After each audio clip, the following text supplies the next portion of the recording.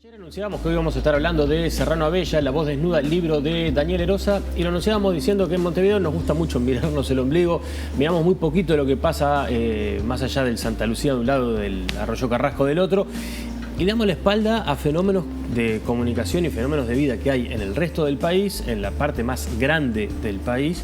Y acá estoy con un transgresor a esa norma. ¿Cómo andás, Daniel? Hola, ¿qué tal? ¿Todo bien? ¿Cómo fue esto de arrimarte? Ya te voy a preguntar cómo te arrimaste a Serrano Abella, pero ¿cómo es la decisión de escribir un libro sobre él, siendo que para Montevideo, donde creemos que existe el gran público, es un desconocido? Sí, es un desconocido que se está haciendo conocer de a poco. Es un personaje que necesita presentación solamente acá en Montevideo, porque para afuera de Montevideo, ya en Canelones, La Valleja, uno empieza a trepar hacia el norte, y es un personaje muy conocido, muy popular, o sea que lo conoce todo el mundo. Es un personaje que tiene, el año que viene, su programa cumple 50 años al aire, ininterrumpido. Lo cual yo decía, debe estar cerca de un Guinness o por lo menos de un récord uruguayo. Y sí, debe estar cerca de un récord seguro. Porque además no es un programa que tenga 50 años y lo escuchan 4, digamos, ¿no? O sea, anquilosado o que quedó anacrónico, ¿no? Es una propuesta que además muy jugada, porque es de las 5 de la mañana hasta las 8 de la mañana. Pero con un público clarísimo. Vamos a la gente de campo. Exacto. Y a la gente de campaña. Exacto, sí, está sintonizado en esa frecuencia, digamos, en hablarle al hombre que vive en el medio rural, al hombre y a la mujer, a la familia, digamos, que vive en el medio rural. Yo te decía antes de empezar la nota que leer el libro me generó intriga. Me puse a buscar entrevistas en internet, en YouTube y demás, y escuchar algunos fragmentos del programa, y dije, es un tipo súper locuaz, con una presencia y todo. Vos me decías que es tímido. Sí, ¿Cómo reacciona ese tipo tímido a la propuesta que escriben un libro sobre él? Bueno, él al principio estaba un poco inseguro, un poco incómodo en realidad, porque bueno, está acostumbrado a él ser el comunicador de otras cosas que hacen otros, digamos, ¿no? Él es un periodista agropecuario, pero que además ha generado vínculos con la cultura desde el arranque de sus programas de radio, ¿no? Pero sí, él no se lleva bien con esta popularidad. No es que no se lleve bien, lo incomoda. Le da como pudor. Le da pudor. Es muy tímido, y enfrentarse a esa popularidad que bueno, que todo el mundo lo reconoce, no acá en Montevideo obviamente, pero fuera de los límites departamentales sí lo conocen, y él no se siente muy cómodo con esa cosa. Pero bueno, habíamos entablado un buen vínculo. Yo le hice 2 entrevistas antes de decidir tomar el... La primera fue cuando lo conociste en 2008. Sí, la primera fue cuando un amigo, Javier Vaz, que fue el que insistió... Estaba pesado, ¿no? Por suerte estaba pesado, como que nos teníamos que conocer. Porque me decía, bueno, es un fenómeno de comunicación, tenés que conocerlo, y además su programa cumplía 40 años, y entonces estaba como medio cantada la oportunidad para hacer una entrevista, para, bueno, indagar sobre por qué la vigencia de su programa, por qué la popularidad, por qué... Vos lo contaste sobre el libro, y contás con una romería que te encontraste cuando llegaste. Sí.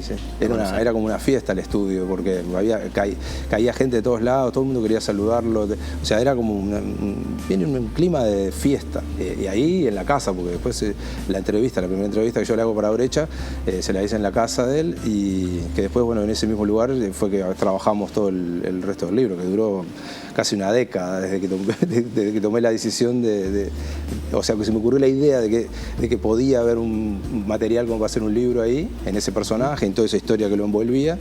Pero el empuje para el libro viene después de un evento de él al que vos le decís que no. O sea, después de que le haces un desplante, le decís, vení, vamos a hacer un libro. Sí, porque él escribió bueno, ya nos conocimos, hicimos ahí buenas migas. Yo le hice 2 entrevistas, porque le hice otra entrevista más cuando se juntaron los olemareños supuestamente por última vez para tocar en el estadio. Yo sabía que él no estaba muy conforme con que esa fuera la despedida de los olemareños. Brecha hizo un número especial con ese evento. Y bueno, yo propuse entrevistarlo de vuelta e indagar sobre el origen de los olimareños, que él los conoce desde antes de que fueran los olimareños, y con esta coyuntura nueva de que él no estaba muy conforme. Hagamos un paréntesis para montevideanos. Serrano Abella, además, oriundo de 33. Ya explicaremos por qué se fue a Melo y a La Voz de Melo particularmente, ¿no? Ahí va. Y bueno, después de esa entrevista, tuvimos contacto esporádico, hicimos una incursión ahí cerca de la frontera con Brasil para ir a ver un campamento de los Sin Tierra. Y cuando él publicó con Javier Vaz el libro de Aquino, que lo quería presentar acá en Montevideo, me llamó para que yo se lo presentara. Y a mí, la verdad que no me incomoda bastante hablar delante de la gente, digamos. Y le dije que no, que lo iba a hacer muy mal y que cualquiera lo iba a hacer mejor que yo, que me disculpara, pero que no me parecía que fuera buena idea. Y yo llegué medio tarde por gusto ahí a la presentación, para que no me gastara, y ahí me encontré con el editor de Fin de Siglo, que es el mismo Canalda, sí. Canalda, y le dije, bueno, acá en este libro hay dos personajes, uno es a Martín Aquino y el otro es Serrano Abella. Yo, si querés, hago un libro sobre Serrano Abella. Y ahí fue que nació la idea de... Y así fue que salió. El libro está estructurado, digamos, en tres partes, ¿no? Por decirlo de alguna manera. La primera te centras mucho en 33 y en su vínculo con una cantidad de figuras que son las que, digamos, son los padres del cancionero uruguayo, de alguna manera, ¿no? Y ahí yo me anoté una cosita para preguntarte, porque él, por ejemplo, te habla de encuentros con Citarrosa, Sí. sobre todo un encuentro, creo que era Citarrosa y Rubén Lena, donde era una dama Juana atrás de otra, sí. y Citarrosa le dice una frase que yo calculo que a él le debe dar orgullo, que es: ¿cómo no hacer cantores ustedes si tienen el Olimar? Exacto. Sí, sí. Bueno, él tenía contacto por su vida laboral, digamos, por la radio, pero además por sus inquietudes y porque además era amigo de todos los músicos y los poetas que andaban ahí en Víctor Lima, que se aquerenció, como dicen ellos, en el Olimar, a pesar de que es de Salto. Salteño. Pero bueno, Serrano iba a la casa del maestro Lena como entraba a su casa, digamos, ¿no? O sea, era parte de su cotidianidad. Entonces, cuando iban cantores iban a 33 cantores de Montevideo, de otros lugares, se quedaban en la casa de él. Entonces, con Citarrosa estableció, y además eran colegas, Citarrosa era locutor también, eran colegas del gremio de los locutores, se habían hecho medio amigotes ahí. Y bueno, y Citarrosa quería conocer al maestro, y Serrano, hay una frase también en el libro que dice, bueno, vamos y le tocamos, abrimos la puerta y entramos, y que me saque Sonetti. Dice, exacto. Y entra y el otro le recibe: Abellita, ¿cómo andás? Ahí va. ¿No? Sí. Porque era la cotidiana. Yo qué sé, cuando Serrano recitaba, cuando era niño, ¿no? Recitaba los tablados del Paco Bilbao, y Braulio López pasaba el sombrero entre el público ahí, y después cuando Braulio subía y cantaba, el Serrano pasaba el sombrero. O sea, era de una cotidianidad con esta gente que después fueron, bueno, personas muy reconocidas, ¿no? Y parte de las canciones que se hicieron ahí en esa época son himnos del cancionero popular, yo qué sé. Sí, y todo eso está contado con mucho cariño, además vas intercalando en algunos casos las letras y todo de poesías y de canciones. Hay un segundo tramo del libro que refiere a su labor periodística, sí, y a su militancia política y a sus simpatías políticas. Lo primero es que en su labor periodística, y por lo que estuve rajando por otros lados, es unánime, es que es un individuo de una independencia rabiosa y absoluta e innegociable, sí, lo cual a uno le genera decir: mis respetos, señor. Sí, sí. ¿No? ¿Cómo es? Tiene una ética periodística admirable, en realidad, ¿no? O sea, como... No sé, bueno, yo parte del encanto del personaje es toda esa cosa que decíamos de la historia, pero parte también es esto de llevar 50 años un programa al aire con esa característica, ¿no? De no negociar. Hay cosas que él dice, bueno, el poder es el poder y mi oficio se ejerce mejor desde la vereda enfrente.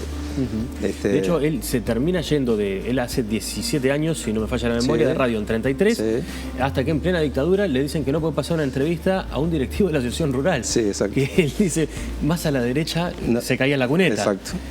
Sí, lo que pasa es que, bueno, la radiodifusora 33 fue un medio que aplaudió con todo el entusiasmo posible el golpe de Estado.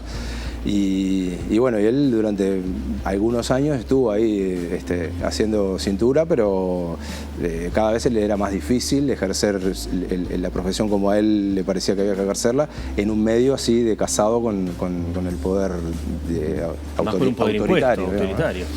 Entonces, yo qué sé, cada 2 por 3 lo llevaban al cuartel, o sea... le censuraban cosas. En este caso que vos mencionás, cuando él termina decidiendo irse de la radio, es que él le hace un reportaje a un dirigente de la ARU y claro, era de las pocas organizaciones que todavía mantenían voz en esa época, ¿no? Entonces, bueno, él aprovechó ahí ese resquicio y le hizo una...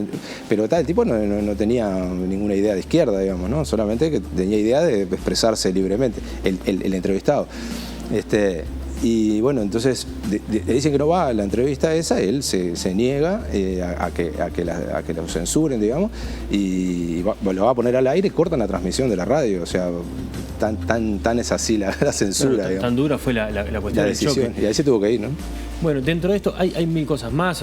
Serrano Abella, un tipo muy interesado en la vida de Martín Aquino, de hecho ha publicado libros y demás, y eso vendría a ser como el último tramo del libro, pero me quería quedar con una más todavía de este costado de él, porque cuando uno dice todo esto, ¿cómo se entiende que él declare públicamente, siempre que puede, que él es blanco, que es artiguista y que es federal? Y entonces uno dice, bueno, pero lejos del poder, pero cerca de la política, y que tiene con Wilson desencuentros, voy a resumirlos en tres. Cuando se conoce le dice usted es un ególatra, sí. Cuando viene el voto verde, perdón, antes todavía, cuando se decretan las medidas prontas de seguridad, le dice que la historia los va a juzgar prácticamente, pero con otras palabras, y después vuelven a discutir en épocas del voto verde. Sin embargo, habla con un respeto y una admiración brutales. Sí, él es un admirador del ideario de Wilson, más allá del líder, ¿no? Porque que también lo reconoce y que tuvo un contacto muy cercano con él, incluso lo iba a ver a Buenos Aires cuando Wilson estaba en el exilio, lo fue a ver a Porto Alegre.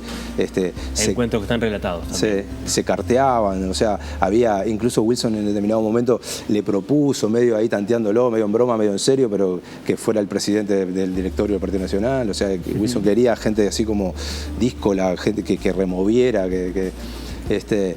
pero sí, él plantea una cosa con total transparencia. Es decir, yo soy blanco, desde ese lugar yo hablo y todo el mundo sabe de que yo estoy hablando desde ese lugar. Ahora, el de mi partido me tiene que dar más explicaciones que el resto, dice dice él, ¿no? O sea, desde ese lugar se para. O sea, yo como periodista tengo el deber y la obligación de preguntar y repreguntar. Bueno, al de mi partido le tengo que preguntar y repreguntar, ¿no? O sea, como no esconde de qué lado viene o cuáles son sus colores partidarios, pero manteniendo una independencia irreprochable, me parece. Exactamente, lo hace no desde el lugar de sacar bandera y sacar la camiseta, sino desde un lugar de decirle, mire, claro, usted que me está escuchando, sepa desde dónde estoy hablando. Es como un acto más de honestidad. Daniel, muchísimas gracias por la visita. Muchas gracias a ustedes. Gracias por presentarnos a quienes no conocíamos a Serrano Abella.